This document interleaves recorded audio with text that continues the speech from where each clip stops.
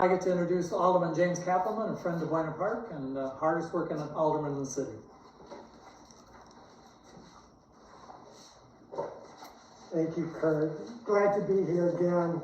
Oh, and everybody, please make sure you wear your mask. I bought this from Therese Burton. She sells these masks as well. But a lot of people are coming up, stepping up to the plate and doing this, so very, very helpful. I probably look a little different too these days. I guess it's the COVID beard. There's a subject that has come up quite a bit, and I think it's worthwhile us speaking about, and that is police accountability. And it's a subject that's needed to come up. I think when I look back at this country, there's several times we've had wake-up calls to address the harmful effects of institutional racism. When I was a very little boy, I can barely remember it, Emmett Till, a 14-year-old boy from Chicago. His mother was a teacher for Chicago Public Schools. He was murdered by some white men in Mississippi when it was believed that he was flirting with some women. And his mother made sure that there was an open casket because she wanted the world to see what racism really is. And I think that was a pivotal moment. We had just recently another pivotal moment when George Floyd was murdered, and it was an awful murder. I couldn't watch it. To me, it was like watching a snuff film. It was so horrendous. I believe that people are very rightfully frustrated, as they should be. And many people don't believe that people are taking this seriously, especially those who are in elected office. And they're very angry and frustrated. And the marches that we've had have shown that over and over again. My belief is that they have every right to be frustrated. I don't blame them. And this is a call for us to do more. I believe this senseless murder of this man in Minneapolis just underlies the harmful effects of what institutional racism is across all levels of our society. With the police, but in all of society, it is certainly there.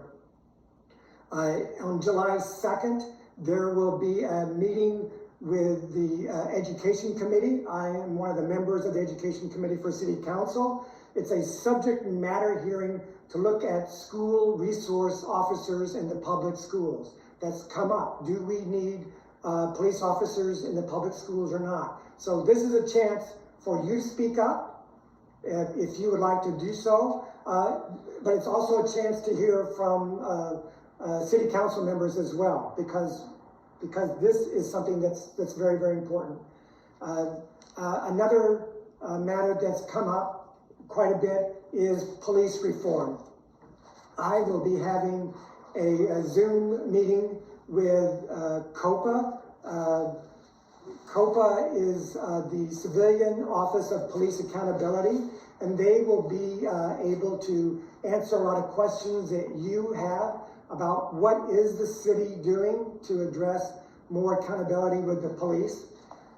There are two different ordinances that have been proposed to City Council. And actually they came up back in 2013, and they're getting a lot of attention right now. One is called CPAC, that's the Civilian Police Accountability Council, and the other one is GAPA. GAPA is the Grassroots Alliance for Police Accountability. Both of those proposals, they have their pluses and minuses, as any proposal will have. But what I like about both of these is that they have elected representatives from the community that also give a voice about addressing police accountability, and I believe that's so important. Right now, both of these ordinances are stalled in the Public Safety Committee, so there is still quite a bit of work to be done.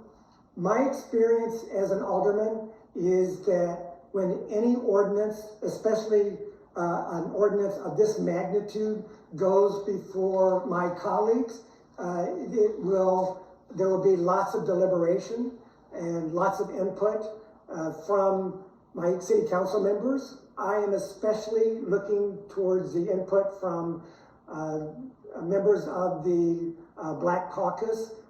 These are aldermen, many of them living on the south side and west side. They live in areas where institutional racism is extraordinarily obvious. It's actually obvious everywhere, but it's very obvious there just because of there's so much poverty, and there's just a lack of access to a lot of different stores. So I'm listening to them to hear what their concerns are, and I'm also listening to residents here because you also have a perspective. My experience is that whatever comes forth, it will also have to go before the city's law department. The city's law department does have concerns about both ordinances, and so that will get worked out with the both the chair and the vice chair of public safety, and also with those aldermen who are co-sponsors of CPAC and GAPA. Regardless, I think that's very important that we do move forward, and I have asked that we do everything we can to move forward because I believe people need to be heard. And so there's continued work to do, but I think what's most important for me is that whatever we do, whatever ordinance that we pass, we have to continue to revisit those efforts because we can't just forget about it and think once an ordinance is there, all matters are all taken care of. That's not true. So I stand committed with my colleagues, especially with members of the Black Caucus, to continue to refine our ordinances to address police accountability. The ordinance, whatever gets passed, will not be a perfect one, but I believe that with a lot of effort and work, it will be much, much better. So with that, and by the way, I do have open office hours, but it will be via Zoom. So if you would like to speak to me more about these issues of police accountability and institutional racism and my efforts to also get the city of Chicago on board with reparations, then by all means contact our ward office, either through our ward website, Google James46, it will take you to james46.org, or call it'll also lead you to the phone number where you can ask to have an appointment for a Google Zoom appointment. Everything is this way right now, virtual. With that, I would like to introduce our state rep-elect, Margaret Croke. I spoke a lot with Margaret Croke before she was elected. She has an incredible amount of experience, and I know that she will represent us well. So with that, Margaret Croke.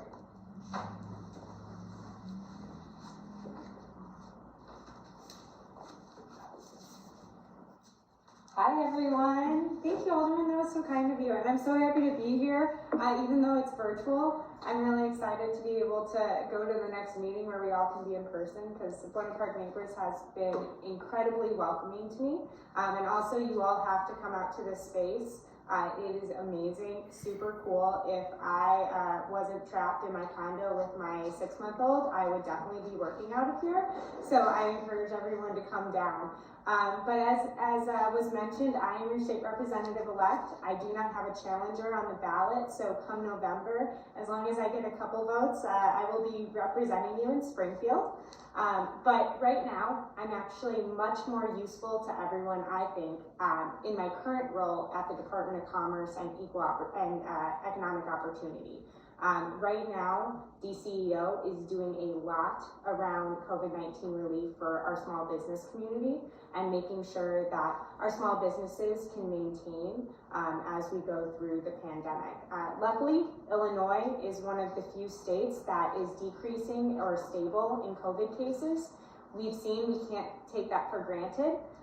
Texas, Florida, a few of our other southern states are on the rise. And I know that one of the scariest things for me would be if we had to revert back to phase 3 or phase 2. So now that we're in phase 4, the governor released new guidelines that I'm sure everyone was very excited about. Our restaurants can now open up indoor, and we have 25% at any standing bar area. Our museums are open, our zoos are open at 25%. We also have pool guidance that it just came out at 50%. I know a lot of people were waiting for that. And also daycare, youth sports. So things are slowly starting to come back as long as we're taking the necessary precautions. And I really encourage people not to abuse this and but take advantage of some of the fun things that we can now do this summer and support our small business community. Some of the grant opportunities that the governor has just announced are the business interruption grants. So we call it BIG because we're cute and we have acronyms over at the state. So the BIG program is $270 million, and we are doing this in waves. The first wave is $60 million. 20 million of that is going to businesses in disproportionately impacted areas. So that does not, Uptown, Buena Park are not, do not qualify for that bucket of funding. However, we do qualify for $10 million for personal care services, $10 million for health and fitness industry and small businesses, and $20 million for bars and restaurants that were unable to do outdoor service. I know that when you get to the application on illinois.gov/DCEO, that's illinois.gov/DCEO, it can seem as if our area would not qualify for those grants, but we definitely do. So I encourage you to apply. It's very fast, very easy. It's a smart sheet. It's like a survey. So it's different than our normal grant process at the state because we know how important these funds are to people. Also, we have the distressed capital funding for any businesses that may have been impacted by any civil unrest.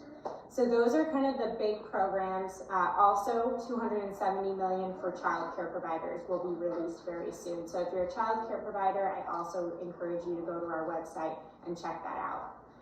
We have a webinar on Thursday for the Northeast region of the state, and I will share that link with Kurt so that if you want to follow along on how to apply for this grant and you want to have any of your questions answered, you'll be able to get that from the webinar, but you also can contact me at margaret.croke at illinois.gov. For a second, I totally forgot my email address. I'm sure everyone's in that headspace right now as well. Margaret, and tell us how you spell Croke. C-R-O-K-E. Yeah, so margaret.croke, C-R-O-K-E at illinois.gov. But I'm so happy to be here. I'm happy to answer any questions if there are any comments. But in the meantime, you can always contact me via email and I'll get right back to you. Thanks, guys.